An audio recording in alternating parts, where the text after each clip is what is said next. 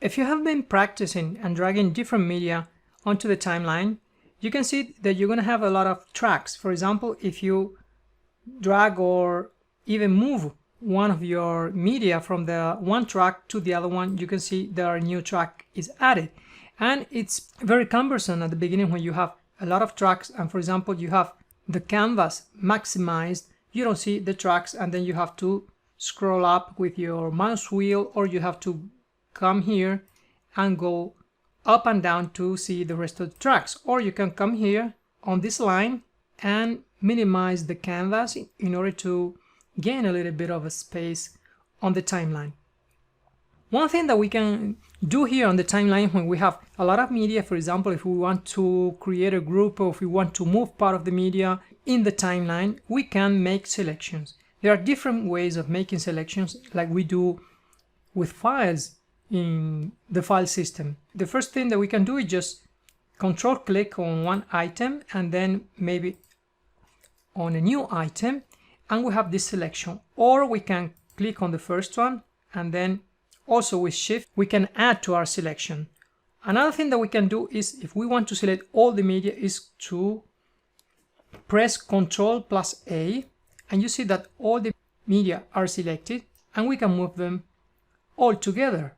And of course, when we're gonna study how to make groups, we just right click and we can create a group. We can also, once we select part of the elements that are on the timeline, we can decide, for example, to delete some of them. You just right click and you can click delete, or just press your delete key in order to delete these files or these items from the timeline. You can Ctrl+A to select all of them, and then you press also the delete key, and you see that all the media that were in the timeline disappear. Now that we have removed all the elements from the timeline, we have a lot of tracks, empty tracks, because maybe we dropped an element on one track, another element on a different track, and maybe we moved one element from one track upwards, and then Camtasia automatically creates a different track. Now if we want to clean up our space, we come here on the track, so you see the name, you just right click and select remove all empty tracks. Okay, in this way all the tracks that were empty are removed, but at least one track has to be active. So we should have at least one track, and Camtasia does not allow us to delete this track. You can see that is not enabled. So now that we have our timeline clean, we can resize also the canvas, and let's drag an element onto the timeline. Let's take this video and we can put it here. For example, when let's go back with Ctrl+Z. When I drag, like we saw on the previous lesson, before releasing the mouse button, we can position the element on the timeline according to the playhead where we want to put this element. We can put it at the beginning, and if we want to have a certain point where we want to place this element or where we want this video to play, for example, here we are at 31 second, 18, but let's say that let's suppose we want to put it, for example, at 2:20:15, for example. Let's delete this item from the timeline and let's do it again, and let's position at 2:20, for example, and we want this element to be positioned at this time in the playhead. So we click on the video or the element we want to position on the timeline, we drag, and then we put it here, and you see that the video snaps to the cursor, to the playhead cursor. Why so? Because as we saw before, we have here in the view, if we go to view, you can see that we have enabled canvas snapping. We can also enable playhead snapping and timeline snapping. I have all of them selected. It means that where I put the playhead, for example, I drag and it snaps to the cursor, and in this way we can have our video position or our element whenever we want according to the position of the playhead. The playhead is very handy because we can preview our video or our element if it's audio or a picture.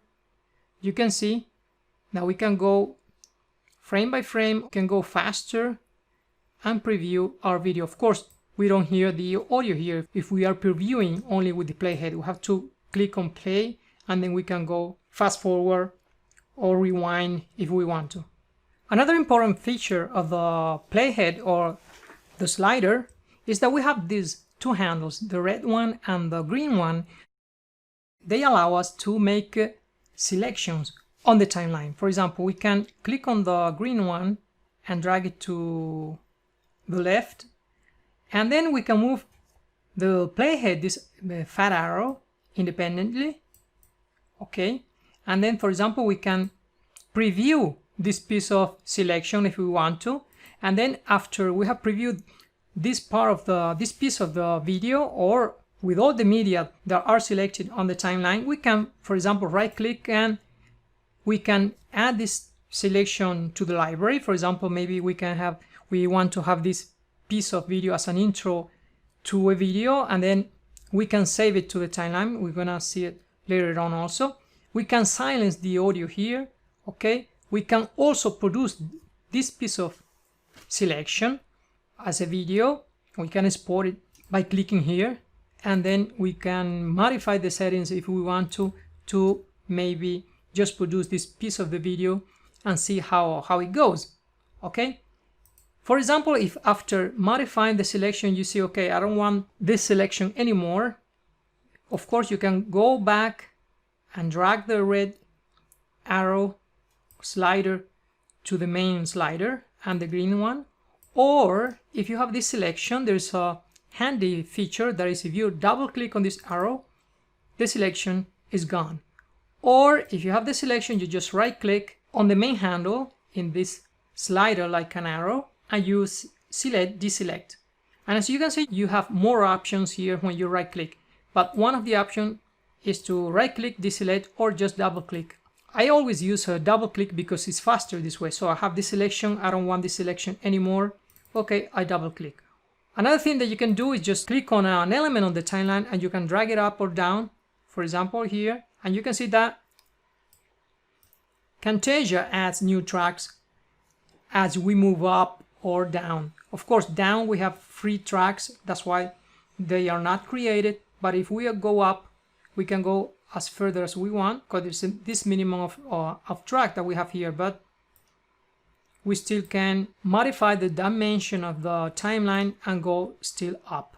Okay, remember that you can right click on the tracks, on the track's head, and click remove all empty tracks in order to eliminate all those empty tracks. Okay, now with all this information that you have learned in this lesson, put it into practice.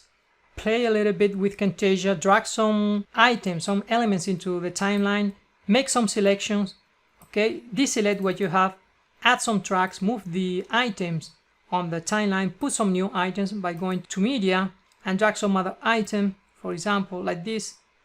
Play with the preview and what happens when we put a media on top of another one, and also what happens if we make a selection and we delete part of this selection. Ctrl+Z to go back. So get your hands dirty with Camtasia's timeline, because in the next lessons we're gonna go deeper and we're gonna learn more advanced features of the timeline. Okay, see you, bye.